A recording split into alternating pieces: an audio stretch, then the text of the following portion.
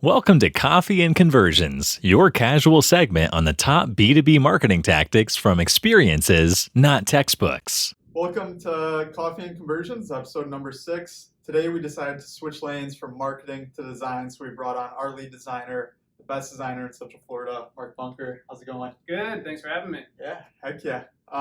Jump in. Today's topic is the role of design in B2B performance marketing. How about you tell us how long you've been a designer, Mark, and your experience in the design world? So I've been a designer for way too long, 15 years maybe, but I've been doing like UX, UI for probably 8 to 10 years. I started off as like a physical product designer and then moved to digital. So I've been doing that, and B2B specifically, kind of been in that space for like 6 years now. Nice. So whatever this guy says, you're going to want to listen. So like I said, we're talking about the role of design in B2B performance marketing. When we onboard a new client or you're reviewing a website for a B2B company, what's your first priority? It's either better UX UI or just for better design? Yeah, so the first thing is usually when we're coming into a new site is just looking at like getting the low-hanging fruit. So just removing any, for us, obvious barriers that may be stopping somebody from converting. So everything we do is obviously trying to lead someone to a primary or maybe a secondary action. So if what we're designing or things are on the page are not towards one of those two goals, it's best to remove it. Okay, gotcha. So that may be too many form fields, asking questions that aren't valuable at that point of the funnel, or even just having like too much information on the page. Yeah, and that's what, from the little I know about design, we'll always see with a new client, someone having a form with, 15 fields on it for something that doesn't need to be gated that much, like an ebook or webinar or something. So, yep, for sure.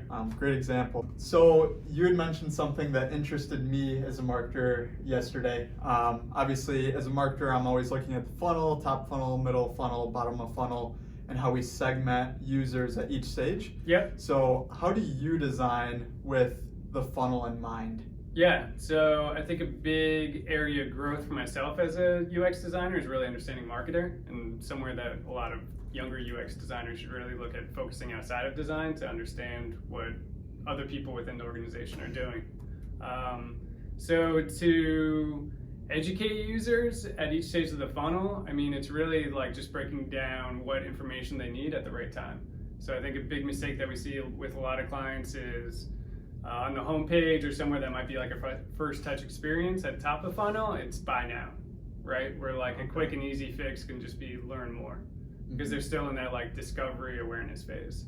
And then obviously more on like a landing page where you might have retargeted somebody, you're really giving them kind of like those last kind of reasons to make a purchase and have like the buy now. Yeah, that's great. That you actually bring up another good point in that marketing and design, we should go hand in hand. Yeah. So what we know, you guys should know, and what you guys should know, we should know. Yeah, That's I think a better approach.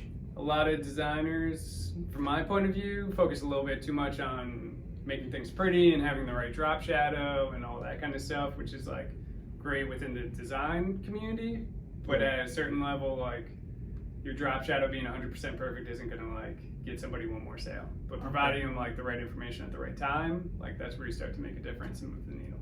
Okay. So even you do bring up making websites pretty, which I know you hate hearing, but with B2B, these products typically aren't the most fun. Let's say it's a software, it could be kind of boring, which we love boring softwares, but how do you make that an enjoyable experience for a user, and how do you build that trust? Yeah, I know like as a designer, I should be totally into making a website pretty, and I do like them to be pretty, but for me, it's always been about like getting results and having those conversions that you want, and moving the needle. But with that said, like a website should still be enjoyable.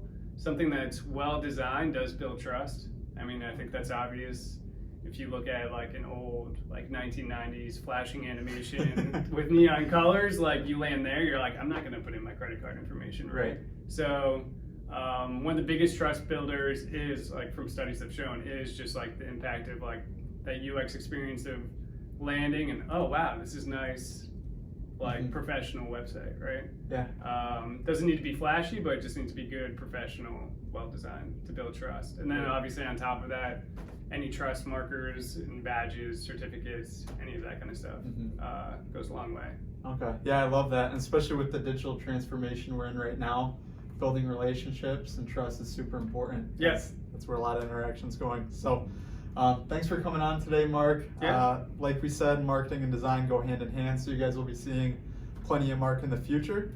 But that's a good baseline for design and digital marketing. Cool. Thanks for having me. Yep. I'll see you.